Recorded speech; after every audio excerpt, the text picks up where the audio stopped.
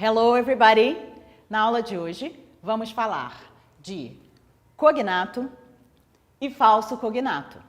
Na língua inglesa, as palavras tiveram origem na junção dos dialetos dos povos anglo-saxões. Também teve uma influência do latim na língua inglesa. E em português, temos também a influência do latim. Por isso, algumas palavras parecem com o português, apesar de estarem em inglês, e existem outras que parecem, mas que têm um significado diferente.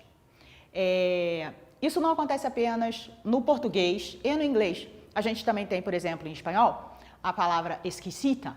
Quando você diz que um prato está esquisito, você está dizendo que ele está requintado, que ele está gostoso. Ou seja, esse fenômeno de cognato e falso cognato é um fenômeno multilinguístico. Ele acontece em línguas diferentes. Mas, como estamos aqui falando da língua inglesa, eu trouxe para vocês alguns cognatos, que são as palavras, novamente, que tiveram origem no latim, no caso do inglês e português, por isso elas se parecem e são exatamente o que parecem ser. Num segundo momento, eu vou retomar esse conceito do falso amigo, que também existe na língua, não só na vida real. Ele parece ser uma coisa, mas ele não é. Vamos voltar aqui, então, para as palavras que se parecem e são. Por exemplo, banana. Em português a gente fala banana, em inglês a grafia é exatamente a mesma, só muda um pouco a pronúncia. Em inglês fica banana. Banana, banana. O chocolate, chocolate, se vocês olharem, a grafia da palavra é a mesma. Muda, novamente, apenas a pronúncia. Chocolate, chocolate. Future, ele não é um cognato perfeito, ele não é igualzinho como esses dois. Porém, bem parecido, muda apenas a última letra. Future, quando você bate o olho, é futuro, né, teacher? Sim, é futuro, ok? Uma outra, human. Novamente, a gente observa que há uma mudança na pronúncia. Mas a forma da palavra, a grafia, é quase a mesma. Human, humano. Ideia em português, em inglês, olha como é parecido. Sumiu apenas aquele I, o segundo I antes do A, no final da palavra. E você pronuncia em inglês idea. Você tem um outro, music, que é música. Television, quando você bate o olho, você sabe. Só pode ser televisão, né, teacher? Exatamente. Em português, televisão. Capacity, capacidade. Animal, animal. Esse aqui é um cognato perfeito. É igual o banana e o chocolate. Novamente, a mudança sutil na pronúncia. Animal, animal. Economy, economia. E fact, fato. Ou seja, são palavras que vão ajudar a gente a aprender a língua inglesa. São amigos. Ele parece ele não vai te passar a perna. Mas, porém, temos algumas palavras que, apesar de terem a mesma origem, em algum momento elas adquiriram um significado diferente. Então, elas parecem ser uma coisa, mas não são. Por isso, elas são chamadas de falsos cognatos ou false friends, falsos amigos. Temos um exemplo, é o pretend. Você bate o olho, pretend eu pretendo, I pretend. Não, é fingir.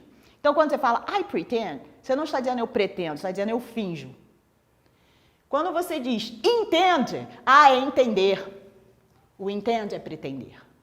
Em algum momento da história da língua, do desenvolvimento, da etimologia, essa palavra elas adquiriram significados diferentes.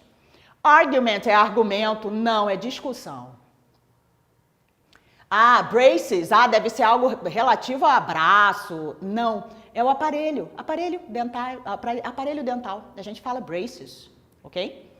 Costume é costume, fantasia. Costume. Fabric, tecido. Teacher, eu jurava que era fábrica. Jurou errado, é tecido. Tenho parents, esse é muito comum. Porque parents, de cara, a gente olha e pensa o quê? Parente. Não, são apenas os pais, pai e mãe. Se você quiser se referir a parente, em inglês você fala relative. E você escreve relative, relative. ok? Então, parents, cuidado, são os pais. Push, quantas vezes fala que você já chegou numa porta, push e você puxou e a porta não puxava. Por quê? Porque push ao contrário é empurrar. Você também tem mayor, que é prefeito. Não é maior, nada do tipo. Repetindo a pronúncia, mayor. E eu tenho alias. Alias é um apelido, um pseudônimo, um nome falso de uma pessoa. Right? E, para terminar o nosso quadro de falsos amigos, aqueles que passam a perna na gente, eu tenho silicon. Ah, silicone, né? Não, é silício. E a gente tem o Vale do Silício, Silicon Valley, por exemplo. Alright?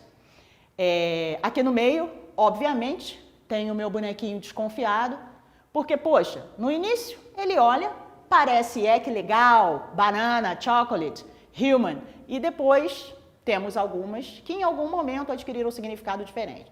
Teacher Deb, como é que eu vou aprender? Novamente, vamos com o uso, e existem muitas listas disponíveis dos cognatos e falsos cognatos. Com a utilização, com a aplicação da língua no seu dia a dia, eu espero que você vá internalizando os significados.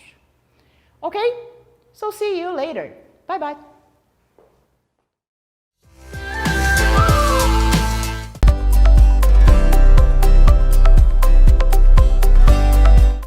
Hello everyone! Na aula de hoje nós vamos falar sobre os connectors. À medida que o estudo de uma língua vai avançando, a gente vai adquirindo a habilidade de se expressar usando maiores sentenças, desenvolvendo melhor as nossas ideias. E é por isso que hoje eu trouxe um quadro um pouquinho recheado de sentenças, de letras, mas calma, eu vou junto com vocês e a gente vai entender como podemos usar algumas partículas para unir as nossas ideias. Eu estou falando aqui com vocês e estou usando um conector em português, ó, eu estou conectando o que eu estou dizendo com o que eu vou dizer agora. Estou aqui falando com vocês e mostrando atrás de mim um quadro. Só que, mas, eu preciso estudar ele com vocês. Entendem? Toda a minha ideia, toda a nossa ideia, o nosso discurso, ele sempre é unido por partículas e de uma forma muito natural. O importante é que você saiba o que essas palavras significam para na hora de você expressar uma ideia de adição, alternativa, um contraste, que você faça isso de forma correta. Então, trouxe para vocês alguns dos conectores em inglês, os mais usados, e para dar início ao estudo, né, desses companheiros. O primeiro é o addition, para expressar adição. A gente usa o e, não é verdade? Por exemplo, uma frase simples.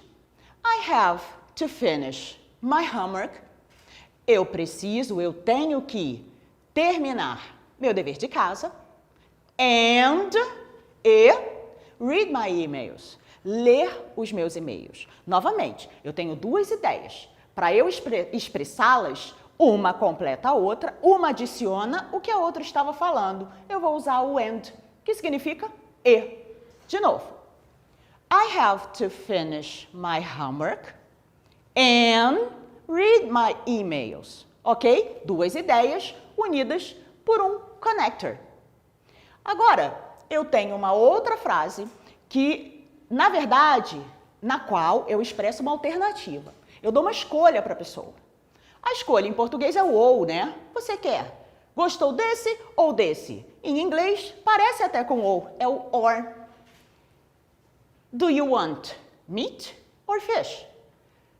Você quer carne ou peixe? Teacher, se eu posso usar leite ou café? Sure. Vamos tentar? Claro. Do you want milk or coffee? E olha, uma infinidade de sentenças podem ser criadas quando você aprende a usar o or para expressar a alternativa. Tá ok? Eu tenho agora o but. O but, ele é o mas, porém, ele expressa um contraste. Eu tenho duas ideias, uma fala uma coisa, a outra vem contrastando. Eu vou uni-las com o mas, porém, até em português mesmo. Vamos dar uma olhadinha em inglês nessa frase que eu trouxe para vocês, ó. I want to watch TV. Uma ideia. Eu quero assistir TV. Mas my friend wants to play. Meu amigo quer brincar. Eu tenho duas ideias, elas estão contrastando. Eu quero fazer uma coisa, meu amigo quer fazer outra. Eu quero assistir TV, mas, porém, contudo, meu amigo quer brincar, jogar. Ok? O próximo que eu trouxe para vocês é o que expressa uma consequência. Por exemplo, it was a long trip. It was a long trip. Foi uma viagem longa. Trip, viagem, ok? So, então, I'm really tired. I'm really tired. Eu estou muito cansado. Veja bem, eu fiz uma longa viagem, então fiquei muito cansado. O fato de eu estar cansado é uma consequência da primeira oração, da primeira ideia, ok? Por último, eu trouxe o because, que é o porquê. Ele fala de uma causa, um motivo. Então é mais ou menos assim, por que você está triste? Porque o meu time perdeu no jogo.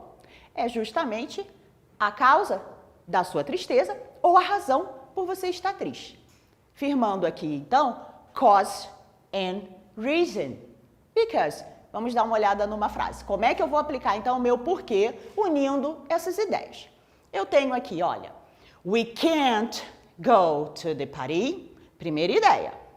We can't go to the party. Nós não podemos ir para a festa. Qual o motivo? Qual é a razão? Because, por quê? We're traveling tomorrow. Because we are traveling tomorrow. Porque nós iremos viajar amanhã. Ou seja, não podemos ir à festa. Qual a razão? Porque nós iremos viajar amanhã. A ideia dessa videoaula é trazer para vocês de que forma vocês podem aplicar esse conceito de connectors no dia a dia para você expressar a sua ideia de uma maneira natural. Vou pegar o meu giz branco agora, só para a gente retomar, tá? Revisitar aqui os conceitos. Então, vamos lá. Eu tenho o and, de addition. I have to finish my homework. And, estou adicionando uma ideia com a outra. Ok? Que eu quero fazer isso e aquilo. Eu tenho, do you want meat or fish? Aqui, ó, tô dando uma alternativa. É isso ou aquilo? Tenho também I wanna watch TV, but, duas ideias contrastando e ele unindo. It was a long trip. So, então, a causa de eu estar cansado foi a viagem longa. Desculpe, é a causa, isso, a consequência, né? E aqui é que eu tenho o motivo, a razão. We can't go to the party, não podemos, por quê? E daí eu explico o motivo disso acontecer. E antes da gente encerrar, eu tenho uma curiosidade para falar com vocês. Aqui no verbo traveling, que eu sublinhei, ele aqui está escrito na forma do gerúndio, que é travel é viajar, traveling é viajando, e aí você vai me dizer, teacher Debbie, você errou, porque traveling eu já vi em várias músicas, eu já vi na minha série favorita que escreve com L só. Então, vou dizer uma coisa para você, pode ser das duas formas, nenhuma delas está errada. Você escreve com dois L's, traveling, quando for o inglês britânico, e se for o inglês americano, um L só, ou seja, é uma característica de cada inglês, que na verdade é uma língua só, mas que na medida em que é falado lá na Inglaterra, eles preferem grafar com dois L's. E quando é nos Estados Unidos, a grafia mais comumente vista é a de um L só. Existem outros casos também, vou dar um exemplo. Color, cor, color, cor. Vou achar um espacinho aqui para a gente explorar essa rapidinho. Olha, eu tenho aqui, ó, color, que também pode ser escrito color. Essa grafia é a grafia dos Estados Unidos. Essa grafia é a grafia mais usada na Grã-Bretanha, na Inglaterra. Ok? E também trago uma outra curiosidade, que é o because. Eu tenho certeza que você já viu assim, ó, escrito assim, ó, cause. Teacher, a música que eu mais gosto começa o refrão assim, cause. Eu posso escrever assim também, porque cause eu sei que significa também because. Gente, essa aqui é a forma formal, digamos assim. É a forma usada quando a gente vai escrever uma frase durante os nossos estudos, se você estiver trabalhando, fazendo um relatório no seu trabalho. Essa forma aqui é informal, é mais usada em músicas, numa ocasião em que haja uma licença poética, no dia a dia. Então, lembrando, esse aqui com apóstrofe, aqui ó, o cause é diferente do cause. Aqui eu tenho uma palavra que significa causa, cause. Inclusive, a pronúncia é diferente. E aqui eu tenho cause com apóstrofe, que é a abreviação de because, que nós utilizamos em contextos informais. Quero muito que você, depois de estudar os connectors e aprender a usá-los no seu dia a dia, possa receber e ouvir dos seus amigos esse tipo de mensagem motivacional. Way to go, way to go. Que significa? É isso, muito bom, parabéns, vai nessa. Alright? See you later, guys. Bye.